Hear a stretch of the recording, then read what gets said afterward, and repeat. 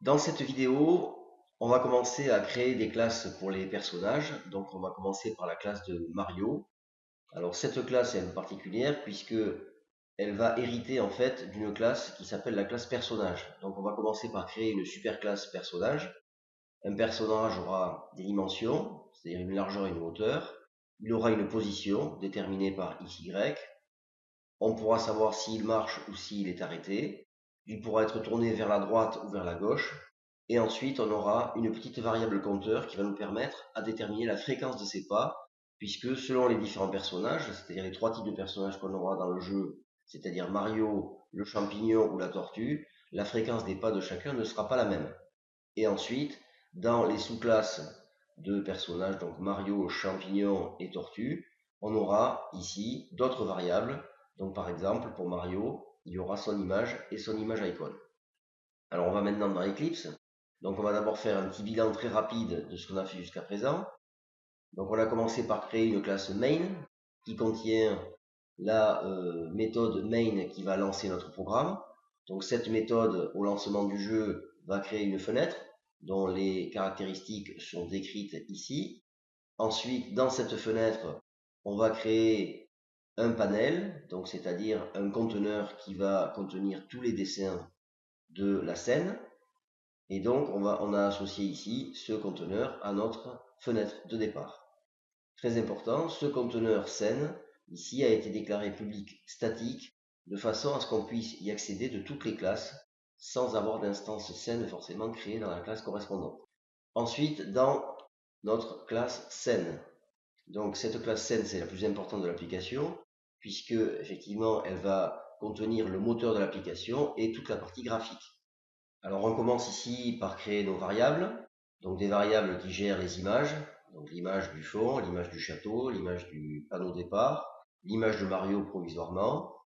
Ensuite, on a des variables qui vont gérer les positions des différents éléments graphiques, le fond, dx, c'est ce qui gère le déplacement du fond, et ensuite xpos, c'est la position absolue dans le jeu. Lorsqu'on démarre, xpos est à 0, et plus on va avancer, plus xpos va devenir grand jusqu'à la fin du jeu, où il sera environ égal à 10 000.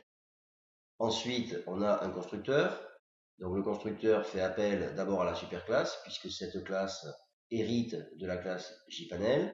Ensuite, initialisation de nos variables position ici. Alors xpos est à -1, on a vu que c'était un problème technique, en fait c'est 0, mais c'est -1 pour pouvoir le modifier plus facilement. Ici, création des objets images. Ensuite, ici, on a ajouté un key listener, c'est-à-dire qu'on a rajouté un écouteur de clavier à notre scène. Alors cet écouteur de clavier est géré par la classe clavier, donc on va aller voir tout de suite ce qu'elle fait. Voilà notre classe clavier. Donc trois touches possibles. La touche flèche droite ici qui va faire déplacer Mario vers la droite, c'est-à-dire qu'en fait ça va déplacer tous les éléments graphiques vers la gauche de 1. Si ensuite on appuie sur la flèche gauche, ça va déplacer tous les éléments graphiques vers la droite. Et ensuite, si on relâche la touche, on remet tout à 0, donc tous les éléments graphiques s'arrêtent. Et donc on a ici cette méthode qui est inutile, mais qu'on est obligé de mettre, puisque c'est nécessaire lorsqu'on utilise l'implémentation KeyListener. Donc je reviens sur la scène. Ensuite, on a ici créé un thread chrono-écran. Donc ce thread, il est géré par la classe chrono qui est ici. Donc que fait cette classe chrono? Elle appelle simplement la méthode run lorsqu'on la crée. Et cette méthode run est une boucle infinie qui va repeindre notre écran, donc notre scène, à intervalles réguliers d'environ 3 millisecondes ici. Et donc à chaque fois, j'endors entre guillemets le flux pendant 3 secondes, je repeins, j'endors pendant 3 secondes, je repeins, etc., de façon permanente durant toute la durée du jeu. Ensuite, ici, on a les getters et les setters. Donc les getters, ça sert à accéder aux variables de la classe scène de l'extérieur de la classe, à condition évidemment qu'elles soient publiques ici. Et les setters, c'est ce qui permet de modifier les variables de la scène de l'extérieur de la classe scène. Ensuite, on a la méthode qui gère le déplacement du fond, qui va mettre à jour tous les éléments graphiques lorsque Mario se déplace. Ici, c'est simplement pour avoir la permanence du fond d'écran, c'est-à-dire qu'on remet à 0 grosso modo les images de fond lorsqu'elles sont soit trop à gauche, soit trop à droite. Et enfin, ici, on a la méthode qui gère les dessins à l'écran. Donc, ça va peindre tout l'écran. Voilà, pour l'instant, on a les images, le fond, 1, 2, l'image de Mario provisoirement, on verra comment modifier ça après. Et ici, l'image du château et l'image du départ. Donc, cette méthode est appelée environ toutes les 3 millisecondes et donc redessine l'écran toutes les 3 millisecondes. Voilà pour l'instant ce qu'on a fait. On va maintenant créer un nouveau package, personnage. Donc ici, on va dans le dossier. Alors évidemment, j'ai recopié tout le dossier 1803 jeux Mario dans un nouveau dossier que j'ai appelé 1804 Mario. Maintenant, on va créer un nouveau package. Donc on va dans SRC, clic droit, New. Ici donc, package. On va l'appeler com.mathmer.personnage.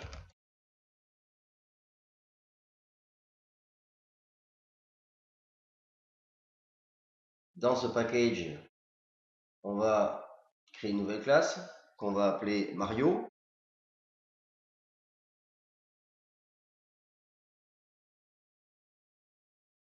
Et on aura également une nouvelle classe qu'on va appeler personnage.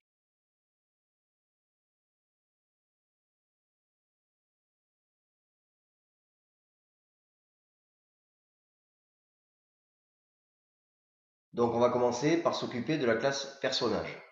Alors comme on l'a vu au début de la vidéo, on va avoir dans cette classe personnage des variables. Donc voilà toutes les variables nécessaires à notre classe, comme expliqué précédemment. Donc les dimensions du personnage, sa position sur l'écran, est-ce qu'il marche ou pas, est-ce qu'il est tourné vers la droite ou pas, et ensuite le compteur qui gère la fréquence des pas du personnage. Ensuite, on a besoin d'un constructeur. Donc ce constructeur, c'est un constructeur d'initialisation, c'est-à-dire que lorsqu'on va créer un personnage, on va en même temps que la déclaration du personnage, on va donner sa position et ses dimensions. Ensuite, ici, on a initialisation des différentes variables. Ensuite, on va mettre les getters et les setters qui permettent d'accéder aux différentes variables. Donc les getters, on a vu comment on pouvait faire. On peut faire en faisant un clic droit, on fait ensuite source. Et ici, on fait generate getter et setter. Et donc, on a tous les getters et les setters qui arrivent. Pour aller plus vite, je les ai déjà préparés. Donc voilà tous nos getters.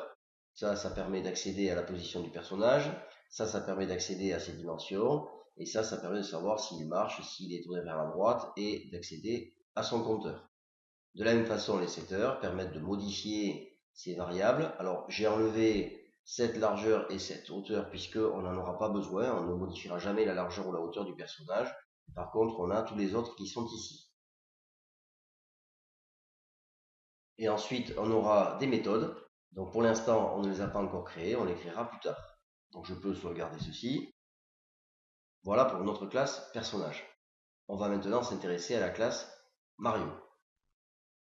Cette classe hérite de la classe personnage. Par conséquent, je dois mettre extends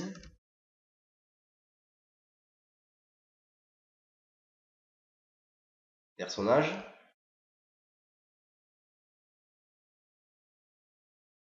Alors ici, j'ai un soulignement rouge puisqu'on me demande de rajouter un constructeur, hein, évidemment. Voilà, ici, donc ce constructeur est prévu. Alors j'ai déjà préparé tout ce qu'il y a à mettre dans notre classe. Donc on aura ici, comme d'habitude, des variables. On avait déjà parlé des variables tout à l'heure qui étaient image et imagicon. Donc on va importer les classes dont on a besoin, comme ceci. Ensuite, on a ici un constructeur. Alors ce constructeur est également un constructeur d'initialisation, puisque quand on va créer Mario, on va ici rentrer en même temps sa position. Alors pour Mario, ça n'est pas nécessaire puisqu'il n'y aura qu'un seul Mario, mais par contre, pour les champignons et les tortues, il y aura plusieurs champignons et plusieurs tortues. Donc c'est pratique, à chaque fois qu'on crée un champignon et une tortue, de mettre ici sa position. Ensuite, on fait appel au super constructeur. Donc notre Mario, il est représenté par une image qui fait 28 de large sur 50 de haut, et sa position XY sera donnée ici par ces valeurs. Et ensuite, je crée une instance d'IcoMario et j'associe ImageMario à IcoMario comme ceci. Après, les getters, donc j'ai besoin simplement de récupérer ici l'image de Mario pour la dessiner dans la scène. Les setters, pour l'instant, il n'y en a pas. Et les méthodes, il n'y en a pas non plus pour l'instant. Donc voilà ma classe Mario prête à être utilisée. Donc je la sauvegarde. Et maintenant, il faut que j'aille dans la classe scène, puisque si je veux utiliser ma classe Mario, il faut que je crée une instance de cette classe dans la classe scène. Donc dans mes variables, je vais créer une nouvelle variable, Mario, que je vais appeler donc Mario.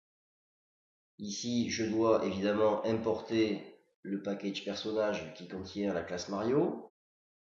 Ensuite, ici, il va falloir que je crée une instance de cette classe. Donc, Mario égale new Mario. Et donc ici, je me rappelle que j'avais mon Mario qui était en 300-245. Donc je vais mettre ici, de la même façon, 300 en X et 245 en Y. Ensuite, maintenant, dans mon dessin, je ne vais plus mettre image Mario, puisque cette image Mario, je vais la supprimer. Donc ici, ce code provisoire, je n'en ai plus besoin. Donc ici, je supprime également ceci. Donc bien entendu, image Mario n'existe plus. Par conséquent, ça, il faut que je le supprime aussi. Et par contre, je vais accéder, donc, this.Mario, qui est ma nouvelle instance de Mario que j'ai créée dans ma scène. Et je vais accéder à son image ici, vous voyez, grâce à getImageMario, comme ceci. Je peux maintenant tester mon application, donc je lance le programme. Je constate que je n'ai pas Mario, en fait c'est une petite erreur, c'est que dans la classe Mario, l'image que j'ai demandé d'afficher c'est Mario arrêt droite et celle que j'ai dans mon dossier image c'est Mario marche droite. Donc ici, il faut que je corrige et que je mette marche. Je relance. Et cette fois-ci, j'ai bien Mario. Alors évidemment, rien n'a changé pour l'instant en apparence, puisqu'on a exactement le même rendu visuel. Mais on a bien notre classe qui fonctionne avec notre instance Mario, qui a bien ici généré cette image. Dans la prochaine vidéo, on s'occupera de faire marcher Mario, et donc de faire bouger ses jambes.